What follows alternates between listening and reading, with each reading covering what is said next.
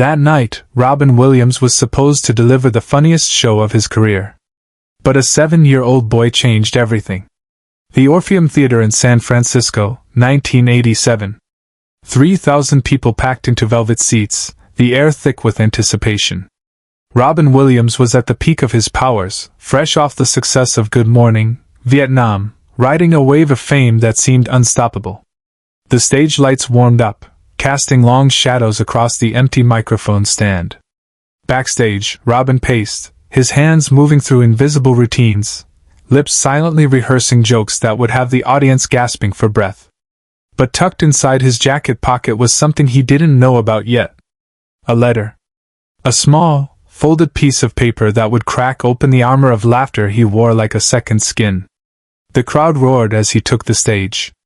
That familiar manic energy exploded instantly, voices shifting, characters tumbling out one after another, a tornado of comedy that left no space for silence. He was a master, and everyone knew it. But what they didn't know was that in 90 minutes, Robin Williams would stop being a comedian and become something else entirely. If you want to know what happened that night, and why it still matters today, subscribe now because the most powerful moment is still ahead. The show was going exactly as planned. Robin was in his element, spinning absurdity into poetry, making 3,000 strangers feel like they were sitting in his living room. He riffed on politics, fame, the strangeness of being human. The laughter was relentless. People wiped tears from their eyes, not from sadness, but from joy so pure it hurt. But during a brief pause between bits, something unusual happened. A stagehand appeared from the wings, hesitant, apologetic. He approached Robin carefully, and handed him a folded note. Robin glanced at it, still mid-performance mode, assuming it was a request or a technicality. He smiled at the audience, made a joke about getting fan mail mid-show, and opened it. His smile didn't fade immediately.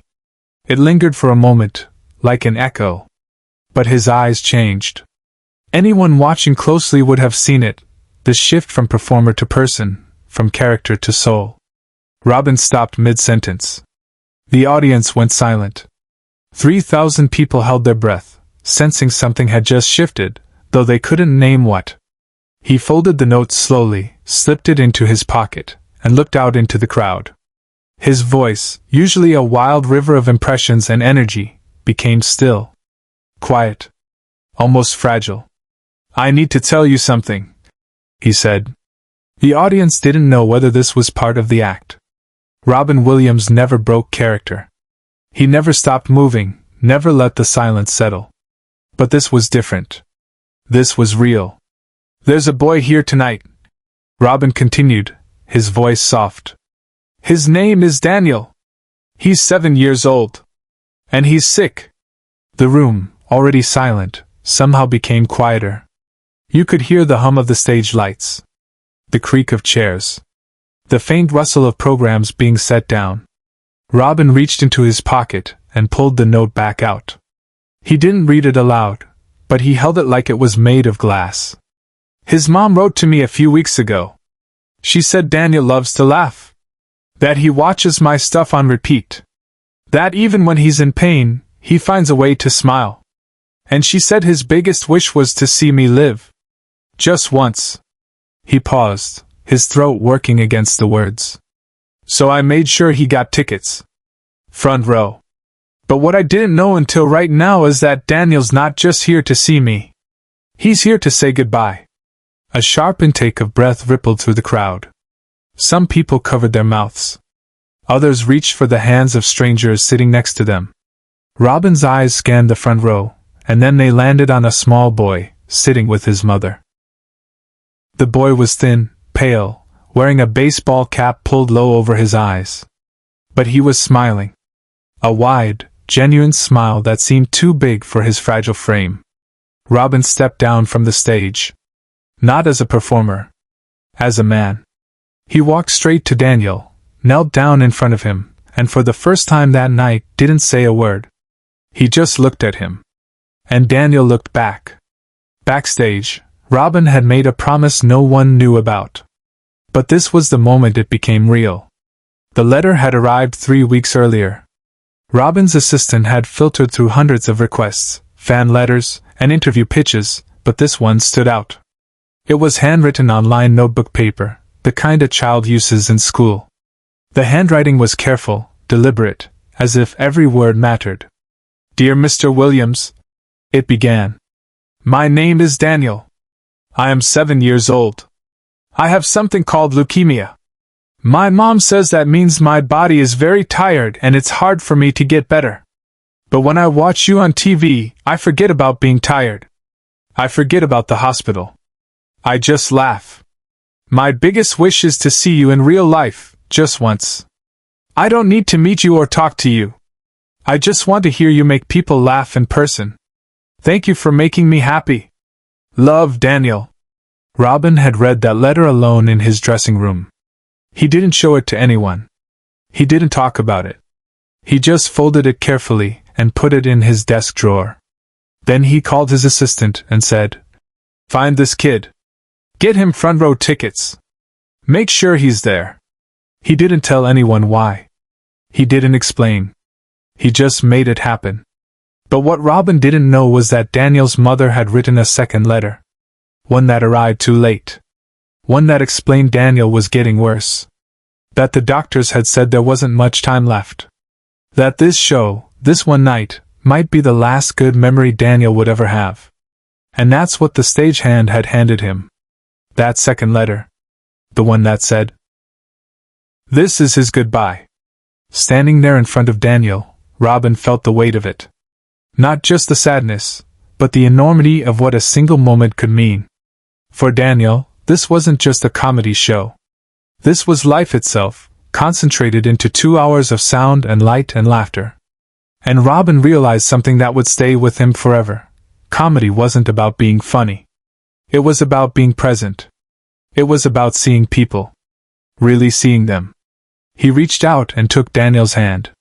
It was small, cold, but the grip was strong. "You know what, Daniel?" Robin said quietly, his voice breaking just slightly. "You're the bravest person I've ever met. And I'm honored. Truly honored. That you wanted to be here tonight." Daniel's smile grew even wider. "You're really funny," he whispered. Robin laughed. Not his stage laugh. His real laugh. The one that came from somewhere deeper. "Well, you've got good taste, kid." For a long moment, they just stayed like that. A comedian and a boy. Two human beings sharing a silence that said more than any joke ever could. Then Robin stood, wiped his eyes quickly, and turned back to the audience. But he didn't return to the stage. He stayed right there, in the aisle, still holding Daniel's hand. "You know what?" Robin said to the crowd, his voice steady now. "I've done a lot of shows. I've told a lot of jokes. I've made a lot of people laugh. But I don't think I've ever understood why I do this until right now." He looked down at Daniel, then back at the audience. "We tell jokes because life is hard. We laugh because sometimes it's the only thing we can do. But the real reason we do this, the real reason any of us are here tonight, is because of people like Daniel. People who remind us that even when things are terrible, even when the world feels impossible, we can still find a reason to smile." The audience was silent. Not the uncomfortable silence of awkwardness. The sacred silence of witnessing something true. "So tonight," Robin continued, his voice gaining strength, "this show isn't for me. It's not for you. It's for him. Every joke. Every laugh. Every single second. This is for Daniel." And then, still standing in the aisle, still holding Daniel's hand, Robin Williams did something no one expected. He told the gentlest, sweetest, most heartfelt story he'd ever told. Not a bit. Not a routine. Just a story. About a boy who loved to laugh. About how laughter was a kind of magic. About how even in the darkest moments, we could find light if we looked hard enough. But this was the moment that changed him forever, and no one saw it coming. When Robin finally returned to the stage, something in him had shifted. The manic energy was still there, but it was different now. Softer. More intentional. He finished the show, and the audience gave him a standing ovation that lasted nearly 10 minutes. But Robin wasn't looking at the crowd. He was looking at Daniel, who was clapping as hard as his small hands could manage. After the show, Robin didn't go to the after-party. He didn't do press. He went backstage and sat alone in his dressing room, staring at the two letters. The one from Daniel, full of hope. And the one from his mother, full of heartbreak. 3 weeks later, Robin received a third letter. This one was from Daniel's mother. It was short. Daniel passed away yesterday. He was peaceful. Happy. In his last days, all he talked about was your show. He said it was the best night of his life. Thank you for giving that to him. Thank you for seeing him. Love, Sarah. Robin kept that letter with him for years. He never spoke about it publicly. Never turned it into material. Never used it for sympathy or praise. It was too sacred for that. But people close to him said that night changed the way he performed. That after Daniel, Robin's comedy had a different quality. It wasn't just about making people laugh anymore. It was about making them feel seen. Making them feel human. Years later, in an interview, someone asked Robin what his proudest moment on stage was. He didn't mention the Oscars. He didn't mention his Emmy wins or sold-out arenas. He paused, smiled that sad, beautiful smile, and said, "There was this kid once. Daniel. He reminded me why we do this. And I'll never forget him." The interviewer pressed for more details, but Robin just shook his head. Some moments aren't meant to be dissected. They're meant to be honored. If this story moved you, if it reminded you why art and humanity matter, subscribe and share it. Because stories like Daniel's deserve to be remembered. And people like Robin Williams deserve to be honored not just for the laughter they gave us, but for the moments they chose to stop laughing and simply be present. That night in 1987, Robin Williams taught 3,000 people something they'd never forget: that comedy isn't an escape from pain. It's a way of standing beside it. Of acknowledging it. Of saying, "I see you. You're not alone." Daniel's mother still has the ticket stub from that show. She keeps it in a frame next to a photo of her son, smiling in his baseball cap, his eyes bright with joy. And every year on the anniversary of that night, she writes a letter to Robin's family, thanking them for what he gave her son. Not just laughter, but dignity, presence, love. Robin Williams breaks down on stage after hearing a little boy's wish isn't just a story about a comedian and a sick child. It's a story about what happens when we let ourselves be human. When we stop performing and start connecting. When we realize that the most powerful thing we can do isn't to make someone laugh. It's to make them feel seen. And that night, in front of 3,000 people, Robin Williams did exactly that. He saw Daniel. And Daniel, in turn, saw him. Not as a celebrity. Not as a performer. But as a person. A person who understood that sometimes, the bravest thing you can do is simply show up. And be present. For just one moment. For just one person. That's the legacy Robin left behind. Not just the jokes. Not just the movies. But the moments. The quiet, sacred moments when he chose connection over performance. When he chose humanity over fame. And that's why we remember him. Not because he made us laugh. But because he made us feel. The impact of that night extended far beyond the Orpheum Theatre. Word spread quietly through the comedy community. Other performers heard about what Robin had done. How he'd stopped the show. How he'd knelt before a dying child. How he'd turned comedy into communion.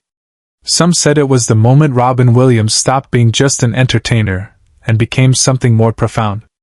A healer. A witness. Someone who understood that laughter wasn't about forgetting pain, but about holding it gently while still choosing joy.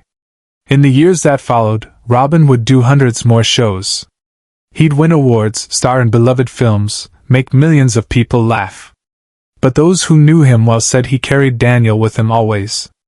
That little boy in the baseball cap became a kind of North Star, reminding Robin why the work mattered when fame felt empty and success felt hollow. There's a video clip that surfaced years later, grainy and unofficial, filmed by someone in the balcony that night. You can barely make out the faces, but you can hear everything. Robin's voice, stripped of characters and accents, speaking directly from his heart. Daniel's mother crying softly. The audience, 3,000 strong, sitting in absolute stillness. And if you listen very carefully, at the very end, you can hear a small voice, Daniel's voice, saying just 2 words. Thank you? Robin kept that clip private. He never wanted it released. He never wanted Daniel's story turned into content or spectacle. But after Robin passed, Daniel's mother gave permission for it to be shared, saying, "The world should know who Robin really was. Not just the characters he played, but the man he was when nobody was watching. The man who saw my son." That night in 1987 wasn't just about a comedian and a sick child. It was about what happens when we strip away everything, the performance, the fame, the armor, and stand before another human being with nothing but presence and compassion. Robin Williams understood something most of us spend our whole lives trying to learn, that the greatest gift we can give someone isn't entertainment or distraction. It's the simple, radical act of truly seeing them. Daniel lived 3 more weeks after that show. But in those final days, his mother said he was at peace. He'd gotten his wish. He'd been seen by someone he admired. He'd been held, not with hands but with presence. And that was enough.